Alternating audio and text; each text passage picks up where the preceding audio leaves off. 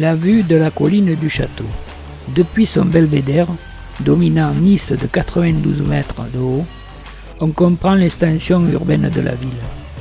Idéalement placée au bord de mer, entre le port et la vieille ville, la colline du château offre un jardin arboré de 19 hectares. Il fait partie des parcs préférés des Niçois et des touristes. Ses allées ombragées et ses multiples points de vue permettent de découvrir exceptionnellement les panoramas de la baie des Anges, la cité, les collines et les préalpes.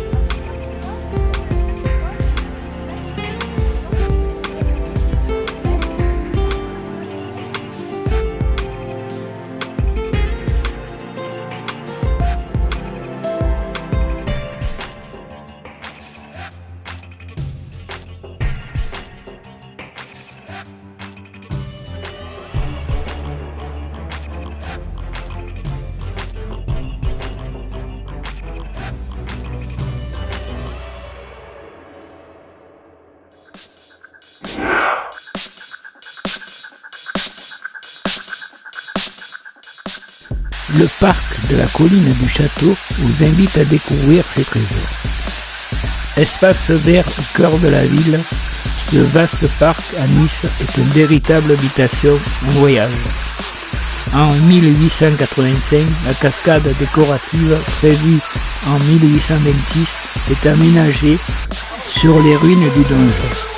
Elle sert aussi de surverse à la première adduction d'eau de Nice. Les servitudes militaires empêchant de construire dans certains endroits du parc ont été supprimées le 6 décembre 1924 par une convention signée entre l'État et la ville de Nice. La cascade de la colline, construite sur un ancien donjon du château, les eaux de la Vésubie, y livrent un magnifique spectacle très apprécié des petits.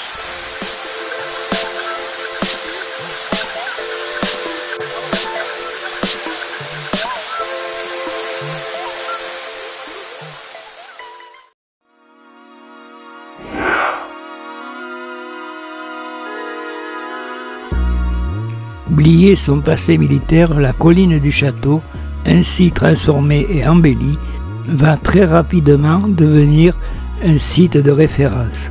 Sa visite est désormais considérée comme incontournable. Journalistes, écrivains, poètes loueront la beauté du lieu. Le nouveau souverain des Niçois, depuis le rattachement du comté à la France, sera un des premiers visiteurs à déclarer son admiration. Le 12 septembre 1860, l'empereur Napoléon III monte au château de Nice accompagné du préfet et des autorités municipales. Après une visite des lieux, il accède à la terrasse et s'arrête devant le panorama qui s'offre à ses yeux. Il se trouve alors vers la comtesse et lui dit « Madame, voilà le plus beau des paysages qu'il m'ait été donné de voir. C'est au-dessus de ce que je m'étais imaginé, c'est admirable. »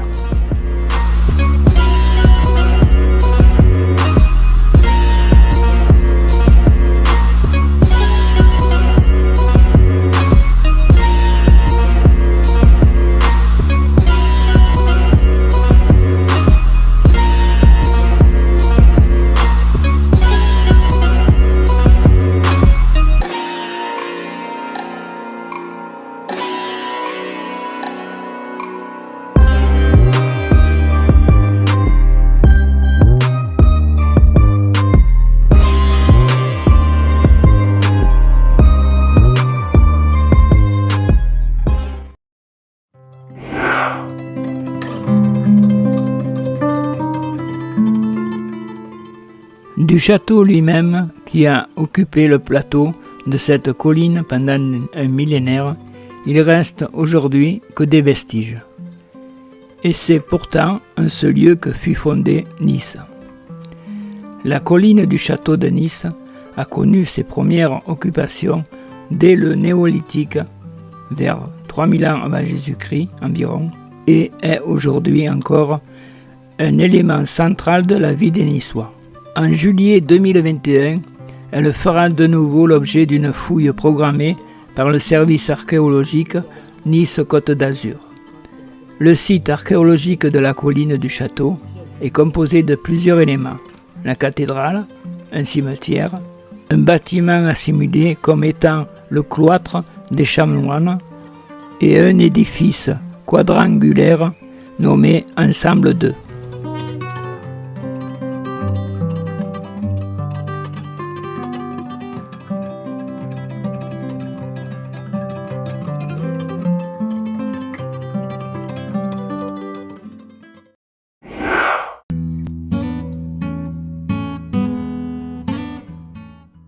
Henri Matisse, né le 31 décembre 1869 au Cateau Combrésis, est mort le 3 novembre 1954 à Nice, est un peintre, dessinateur, graveur et sculpteur français. Figurine majeure du XXe siècle, son influence sur l'art de la seconde partie de ce siècle est considérable par l'utilisation de la simplification, de la stylisation, de la synthèse et de la couleur comme sujet de la peinture. Aussi bien pour les nombreux peintres figuratifs qui se réclameront de lui et de ses découvertes, il fut le chef de file de la fauvisme. Il n'y a que là, vous ne verrez pas ailleurs. Et puis ici, alors là, on a pensé que c'était la référence, ça ne peut pas.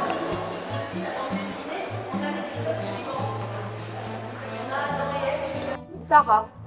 Alors, on révise son histoire sainte. Donc, Abraham et Sarah sont très vieux, ils ont 400 ans chacun. Ils n'ont pas eu d'enfant.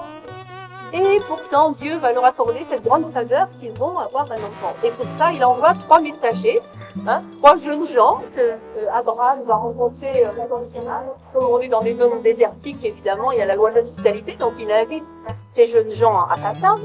Vous voyez Sarah qui a fait la soupe là, toute modeste avec sa petite casserole. Lui, il est tout gêné d'avoir des hôtes un petit peu impromptus là. Et puis, ce qui est fabuleux, c'est qu'eux ne savent pas que ce sont des anges. Mais nous, on le sait. Ce serait du bon côté. Mais que les âges, elles sont représentées, nous, on voit des anges.